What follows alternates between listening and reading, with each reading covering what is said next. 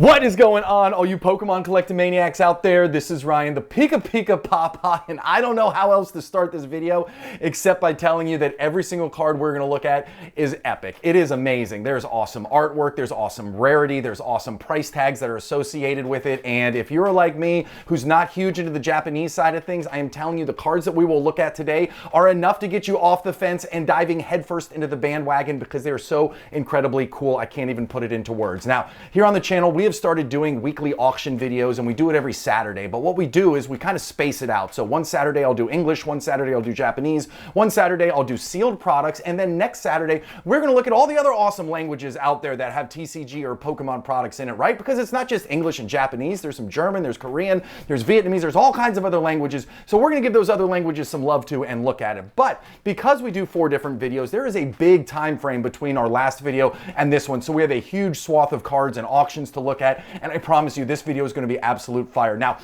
the first card we're going to look at in the video is a CGC 10 that is absolutely out of this world. As a matter of fact, I'm going to have to blow through this because I can't wait to show it to you. We're going to look at some crazy rare OG Japanese cards, which are absolute fire. We're going to look at some black labels, which go for a huge premium. We're going to see some gold stars, not just gold stars, but first edition gold stars. And then there are some promos on here, which are absolutely so rare and so cool, you're going to lose your mind. So with all of that being said, before I get into the cards, hey, listen, if you enjoy this type of content, hit that subscribe button. We do fun stuff like this all the time.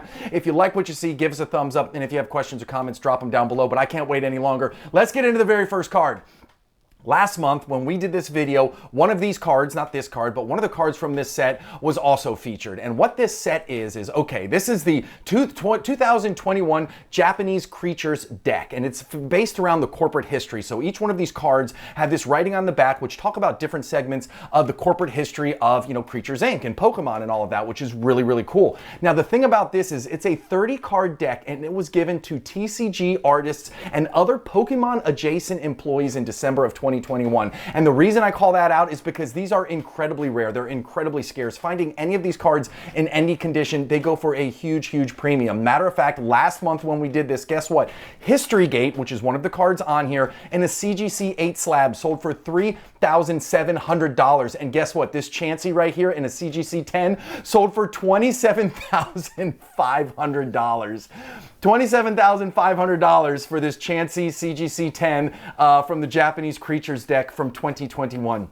It is absolutely incredible. This card is so cool. The whole deck is so cool. Do yourself a favor, look it up, check out all the individual cards. As I said, there's history on the back of these cards, and as we did in the last time, we kind of translated into English and we read the history on the back. We're going to do the same thing here, and basically on the back of this Chansey card, it talks about the founding of Creatures Inc., and it's really cool, right? It talks about how it was created for various media like games, books, video games, trading cards. It was one of the 3 original companies behind Pokemon, and it did all kinds of fun stuff. And I like it where it says the company's name Creatures refers to what was created by the creator equals all living things. And the founder said that they really liked that because it gave the opportunity to do a whole lot of things with a whole lot of passion. So this card, again, a $27,500 card, super small production. Nobody knows how many of them are actually out there, and what a cool piece of Pokemon history. Again, I mean, you could buy a car for $27,500. What a cool sale for a card that's as new as 2021. Now, the next cards right here, I promised you some gold stars, and here they are. So we have a Charizard and a Mew gold star, okay? And this is from the Dragon Frontier set. Now, guess what? These cards right here sold for a premium, but they sold at auction. You know how much I love it when cards go at auction instead of buy it now. So both of these were in PSA 10 holders. The Charizard sold for $10,600. The Mew sold for almost $11,000. The Mew sold for more than the Charizard. The Charizard had 61 bids. That Mew had 43 bids. And when you look at the population, there's a small population, but there's not a big gap between the population of the Charizard and the Mew. The Charizard has a pop 30 in that PSA 10, and the Mew has a pop 28. And again, the total cards graded, I always include that for these older cards. Out of all of these cards that were made, only 364 of those Charizards have ever been sent to PSA for grading, and only 221 of those Mews have ever been sent to grading as well. Now, I called this out. These are not first edition. So in these earlier sets, there's first edition and there's non-first edition. Guess what? These are non-first edition cards, so remember that. But guess what? I went and looked at the last sale for both of these cards in a PSA 10, and yeah, it was a long time ago. It was 2020, but these cards sold for $2,500 each back in 2020, and now both of them sold for over $10,000 a short 4 years later. I mean, that is a 400% increase in price over 4 years, which is absolutely insane. And again, these cards are stunning. Absolutely love them. Thought it was a really cool thing to call out here. The next ones we're going to look at are the black labels, like I promised you. Now, everybody knows that these Pikachu Poncho cards are so incredibly hot right now. They sell with a high velocity. They actually sell a whole lot. When I last did the Japanese video on auctions, I committed to not doing a ton of Ponchos moving forward because I could honestly just fill a whole video with Poncho Pikachu and their sales.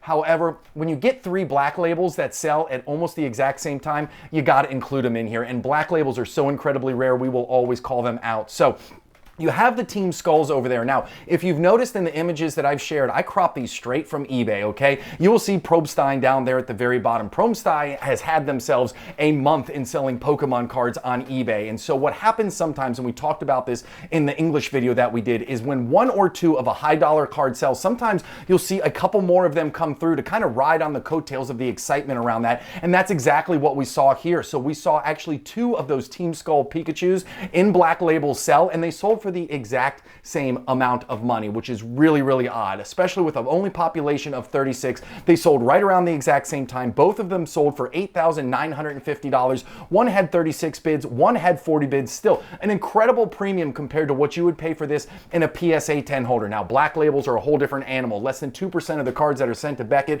end up in a black label. So these are just the premium of the premium, but still amazing to see that these sold for almost $9,000 each. And then the Gyarados Pikachu up there. Absolutely love the card. Love the way the blue and the yellow and the brown. Love the way all of that works together. It's only a pop 8. I mean, you want to talk about rare. It is only a pop 8, which is absolutely insane. And because the pop is so low, guess what? Sold for over $10,000, $10,100 with 36 bids. So incredibly awesome to see these really cool cards, these ultra modern cards essentially selling for such a high premium. And it's cool to see black labels doing as well as they are here. And again, we had some black labels on the English version too last week, and they had some really high premiums as well.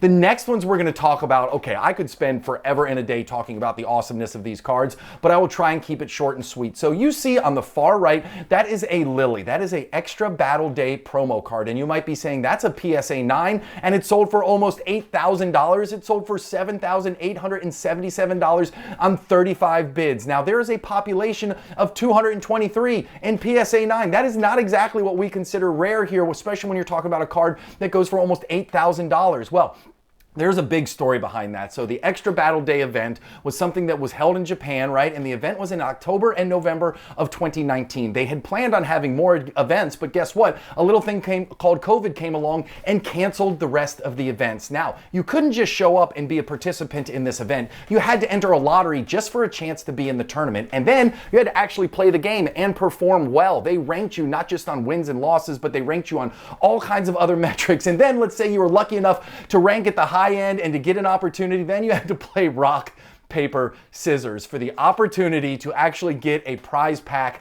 And in those prize packs, you had the opportunity of pulling a Lily. The Lily was the hardest pull. So for all of those reasons, for that compounding effect of rareness and awesomeness and just uniqueness, that is why this Lily with a pop of 223 from 2019 in a PSA 9 sold for almost $8,000. It is an incredibly cool card. I love the story. I did a video on the story like a year ago, and I'm still just absolutely captivated by all of it. And I think it is a really cool thing. Holds a really cool place in Pokemon history. Then you get this Rayquaza. Now, I will be transparent. This was not something I was familiar with before I started doing this video, but this comes from the super rare card set Get over in Japan. Only 1,000 of these were printed. Now, they did the Rayquaza and they also did a Giratina version, and you had to enter a lottery just to get the cards. But again, from all of the research that I've done, from everything that I could find out, you had the chance to enter the lottery, but there's only 1,000 of these printed. We don't see any kind of, we usually don't see that kind of rarity. We usually don't see any kind of announced print numbers here in the Pokemon space. So I think it is really cool to know that, hey, listen, in 2012, guess what?